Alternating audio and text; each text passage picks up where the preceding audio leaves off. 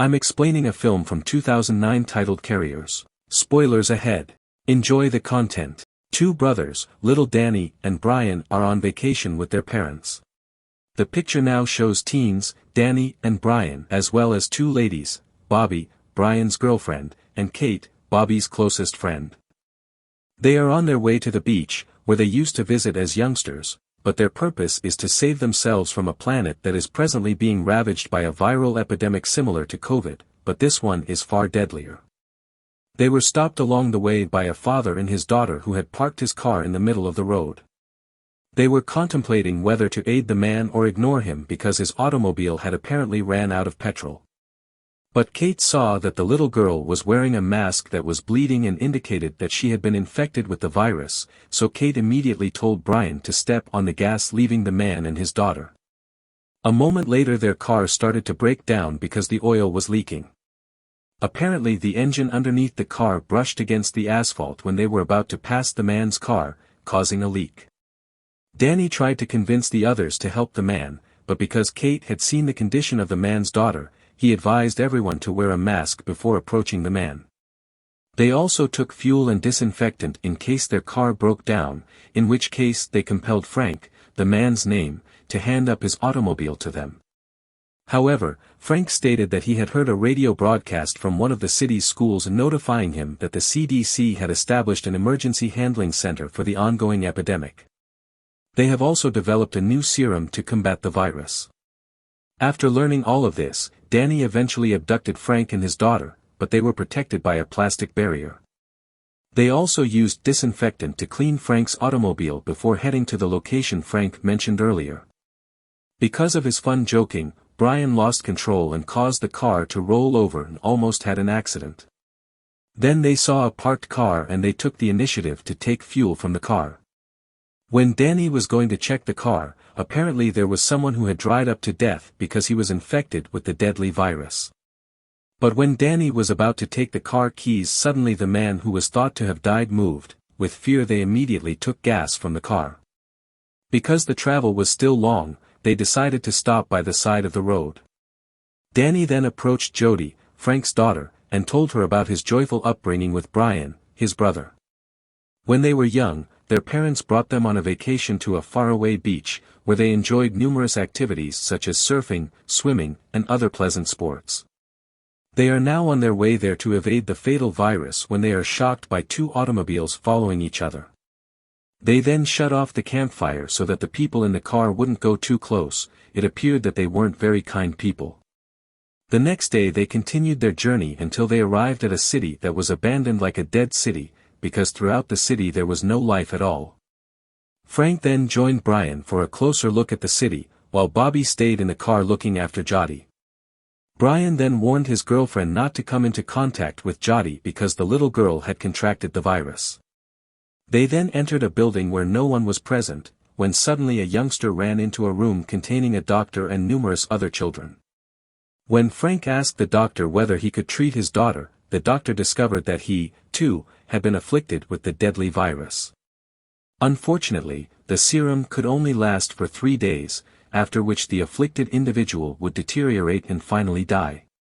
The doctor then poured a drink laced with a potentially lethal chemical, intending to eliminate the agony of these youngsters. Meanwhile Jody, who was waiting with Bobby, suddenly coughed and then had shortness of breath. Bobby tried to call Frank, but it seemed they couldn't hear. Because she couldn't bear to see Jody in pain, Bobby opened her mask and unfortunately, Bobby was hit by splashes of Jody's coughing blood. A moment later Frank and the others exited the building, while Bobby tried to close the plastic partition on the car and pretend as if nothing had happened. Jody then needed to urinate, so Frank brought her to the restroom. Before leaving, he begged Danny to wait for them for a minute, but because Brian was growing afraid, he pushed Danny to leave Frank and her daughter right away. After traveling a certain distance, they stopped for a time to clean the car of the virus introduced by Jody earlier. It was seen that Danny seemed unhappy since he had left the father and daughter, so Brian attempted to cheer them up by entering a luxury hotel they passed. Brian claimed that he chose to abandon Frank and Jody because he was concerned Jody would infect the virus and had no other option.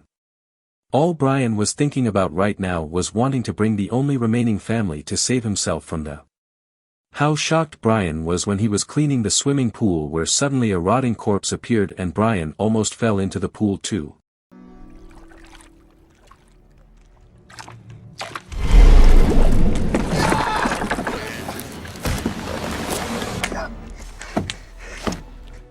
They entertain themselves in other ways so they can let go of fear and fatigue for a moment. When it grew dark, they didn't aware that numerous individuals had also arrived at the hotel. Kate and Danny tried to hide, but they were eventually apprehended. Meanwhile, Brian senses something is awry and sneaks in to incapacitate one of the guys. A few moments later, Danny and the others appeared and took the bad guy prisoner, forcing Brian to release the man he had just caught. The boys suspected Brian of murdering one of them after discovering a body in the swimming pool earlier. They booted Brian and Danny out but invited Bobby and Kate to stay, which they declined. To make sure those people then checked the bodies of the two women. How shocked they were when they saw Bobby's body which had been infected with the virus. They immediately chased Brian and the others to leave the place immediately. The fact that Bobby had been infected made them all depressed and also had to keep their distance from Bobby. Brian was compelled to evict Bobby because else, everyone would become infected with this lethal infection. Danny and Kate remained mute because they, too, were perplexed and unsure what to do.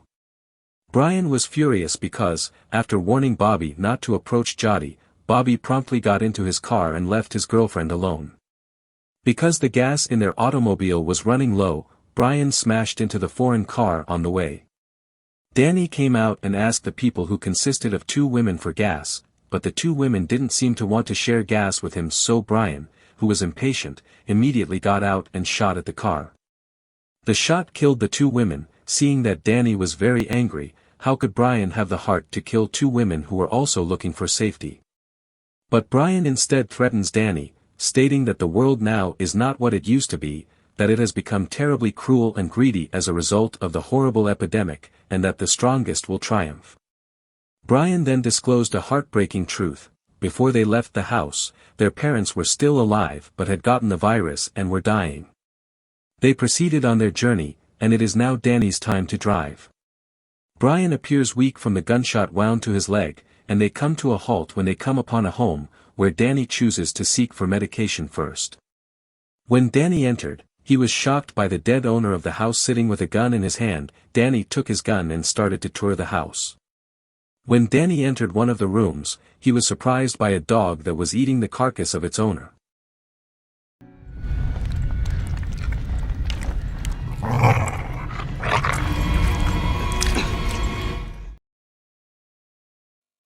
Danny slowly started taking some of the drugs, but unfortunately one of them fell, so the dog noticed it and tried to attack Danny.